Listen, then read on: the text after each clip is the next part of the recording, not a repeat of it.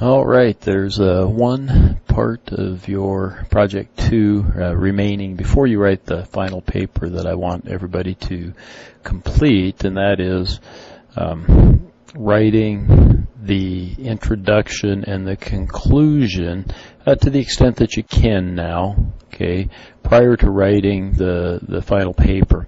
The reason I've started to include this is that, frankly, I wasn't getting, in a lot of cases, was not getting a proper introduction and conclusion to the papers that have been submitted in the past. And so I want to make sure that everybody understands, and this should be, fairly normal for any paper of any length that you would write, be it in college or otherwise. And I've just got a very simple little outline, and I'll get this posted so that you guys can see it there as well. But for an introduction and conclusion, well, in the introduction, you have to tell us what you plan to tell us. In other words, a summary of the major points of the paper. I've given you those major points, right? So in your introduction, you're gonna say, and it can be relatively brief, in a sentence or two. You might have other stuff in your introduction, and that's fine, okay?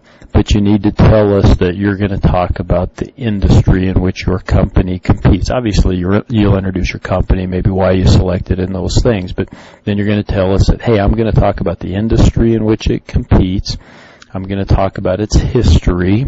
I'm going to talk about its strategy, and I'm going to discuss in depth the financials and ultimately make a recommendation about the purchase, perhaps, or selling of this particular equity. There you have it. Okay. Again, it can include a few more things than that, like say why you chose the company, some things like that ought to be in the introduction, but the other is pretty basic, but make sure you put that in there. We need to have those major points put in the introduction. Then in the conclusion, you're going to summarize all those major points, but you might include some things that you were able to deduce. And so let's say, instead of the industry in which it competes, you might find that, Apple is the leader in the cell phone industry, something to that effect. Facebook is the leader in social media, or the XYZ company is the third leading provider of X.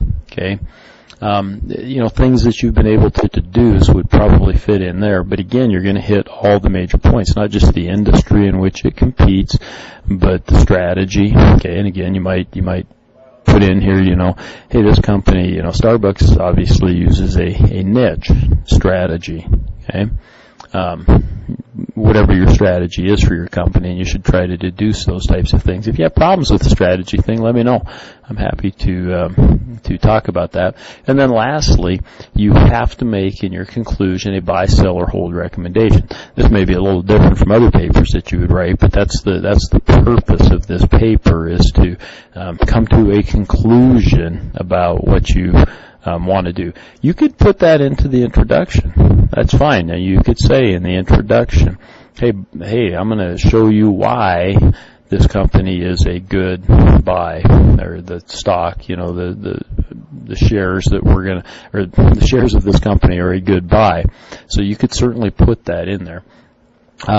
So you take a look at this, get it written up. I'll set up the Dropbox and everything for it, and give me a chance to make sure that everybody's on the right track with this. So everybody should get perfect points for this part, at least on the rubric. And I'll get the rubric posted too if I haven't, so you guys know what I'll be looking for in that final paper. Good luck.